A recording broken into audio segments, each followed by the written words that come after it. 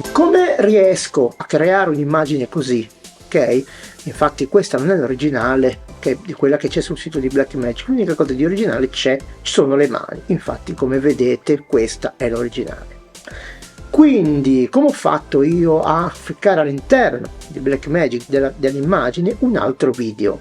Andiamo a scoprire subito. Ovviamente utilizzerò gli strumenti che uso di solito per creare queste immagini, video, eccetera, eccetera. Ma prima vi prego, ok, in questo momento di solito cantilena, di iscrivervi al canale. Se volete azionate la campanella per ricevere notifiche dei video che posterò. Andiamo a vedere subito cosa ho combinato.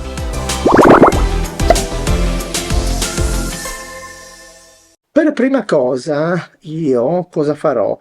Andrò a fotografare, praticamente andrò a produrre una schermata, ok? Un screenshot, come si dice in americano, ok? Della Blackmagic camera che risiede sul mio iPhone 13, ovviamente fotografando, diciamo, una schermata che non sia un'immagine. In questo momento io ho messo un fondale blu, ok, lo vedete adesso subito sul mio iPad, ok. Quindi cosa farò a questo punto? Una cosa molto semplice, molto semplice. Andrò praticamente ehm, ok, andrò praticamente a fare uno screen con il blu che rientra nel quadro del Blackmagic. Ecco, però una cosa che ci tengo a dire è questa. Io adesso zoomerò un pochino, perché? Per non far venire ovviamente l'iPad intorno. Ok, prenderò anche l'esposizione tutto, darò 2 pic, tanto non importa, e poi vado semplicemente a produrre la schermata. Ok, quindi a questo punto la andrò a salvare all'interno dell'urino fotografico, e poi posso andare non con Photoroom perché non riconosce tutto il blu, ma andrò a farlo con un programma che potete fare con qualsiasi programma che usi chroma key, anche ovviamente CapCut, per bucare il blu. A questo punto, giunti in LumaFusion, non faccio altro che buttare giù, ok, nella mia traccia la mia schermata appena acquisita. Ma vado a fare subito la modifica, la cambio subito di posizione perché mi servirà libera sotto per mettere lo sfondo, ovviamente. Vado a cliccare 2 volte e così posso andare ovviamente a togliere, ok, il blu. Per adesso lasciamo così, non ci focalizziamo se è perfetto o non perfetto, lo lasciamo così. La seconda operazione, vado a prendere un iPhone che mi sono ovviamente procurato. Ecco, se potete prendere un telefono vostro, qualsiasi che avete il modello, con uno schermo che sia verde, perché tutto è più facile. Ovviamente se io adesso vado a bucare, ok, il mio schermo del mio iPhone, diciamo, dell'immagine, vedete che tutto è più semplice. Siamo già a metà dell'opera. Adesso vado indietro e vado a cercare su Storyblocks, che ce l'ho già perché così facciamo prima, un'immagine da mettere sotto. Eccola qua.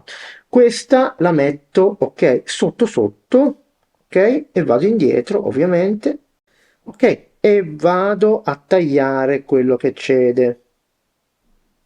Ora vedete che abbiamo l'immagine sotto perfettamente, però c'è un problema, che lo vediamo che c'è un problema.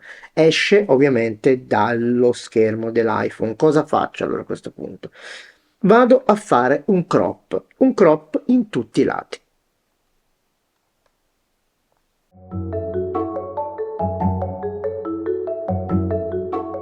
Ecco, vedete, eseguito un crop, vedete che con LumaFusion si può anche fare usare il dito, quindi siamo a posto. Ora, visto che non so se è preciso il chroma key, vado nuovamente all'interno della schermata che io ho prodotto, ovviamente, vado nel chroma key e vado a modificare questo parametro. Vedete, questo parametro, se lo metto indietro, lui praticamente mi dà la trasparenza. Ecco, l'unica cosa brutta che ci sono queste righe, però queste sono date ovviamente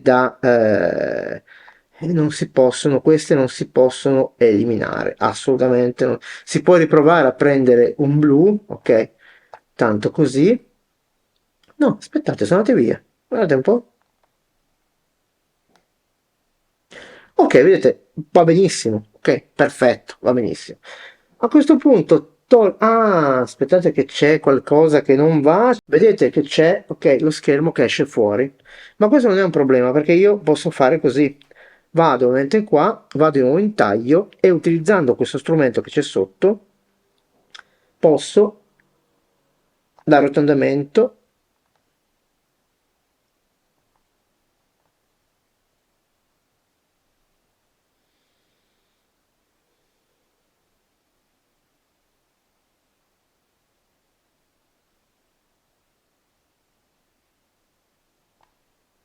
Ok, mi sembra buono, ma non è quello che esce fuori. Cos'è che esce fuori da lì?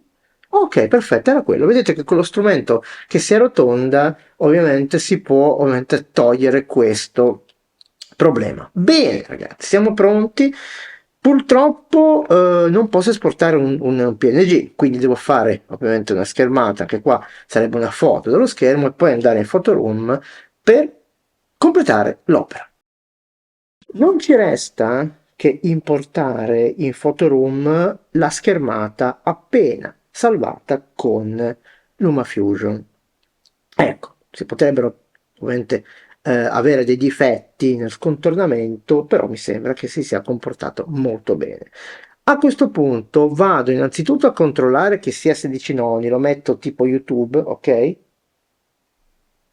Perfetto, lo è. Non lo era, però vabbè, lo risalviamo. A questo punto vado, la rimpicciolisco un attimino, tanto adesso non mi serve, ok, mi serve così, e vado a caricare la schermata originale di Blackmagic, perché quella che mi servono sono le maniche.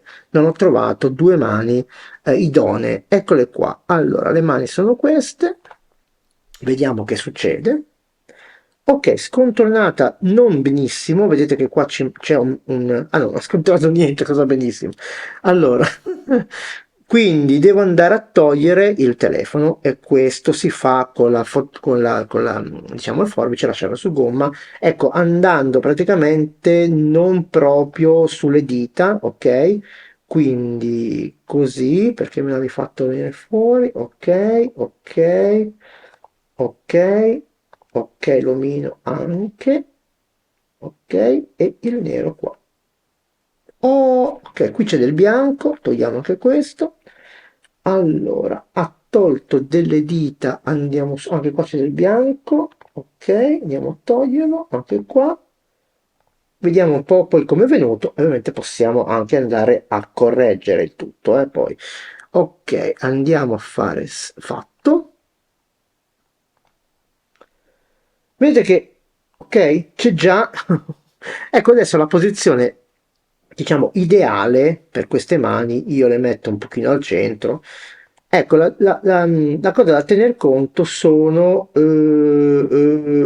guardate qua quanti difetti sono usciti. E noi rifacciamo la stessa operazione.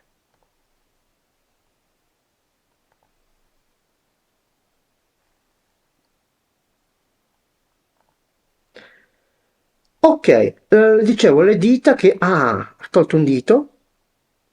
Per rimettere il dito, forbice, e si va sulla matita. Vedete che il dito in questione è questo. Ci clicco sopra e il dito ritorna come per magia.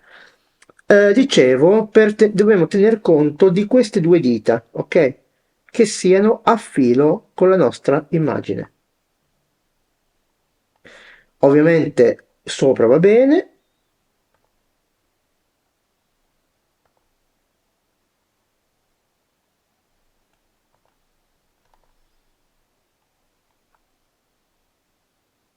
Ok, andiamo un po' a vedere com'è l'occhio.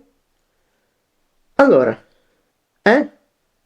Possiamo essere soddisfatti del nostro capolavoro. Adesso non facciamo altro che andare a salvare il tutto. Usciamo con la X e andiamo a salvare il tutto. Ecco, possiamo anche lasciarla così, poi la centreremo dove ci servirà. Quindi andiamo a salvarla, così la andiamo a salvare e il gioco l'effetto. Avete visto? Non abbiamo utilizzato nessuna intelligenza artificiale.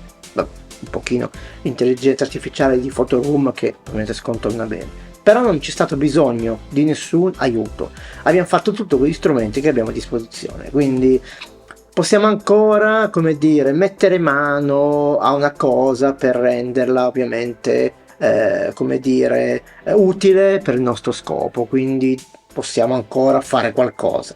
Avete visto com'è facile, però è una cosa carina, no? Cambiare un'immagine per utilizzarla, per non avere ovviamente cadere sempre nella banalità di prendere un'immagine, copiarla e metterla sul sito o quello che è. Bene ragazzi, se vi è piaciuto questo video condividetelo con i vostri amici che mi fate crescere, e poi ovviamente vi chiedo sempre di iscrivervi al canale e azionare la campanella se volete ricevere le notifiche dei video che posterò in futuro. Con questo è tutto, ci vediamo nel prossimo.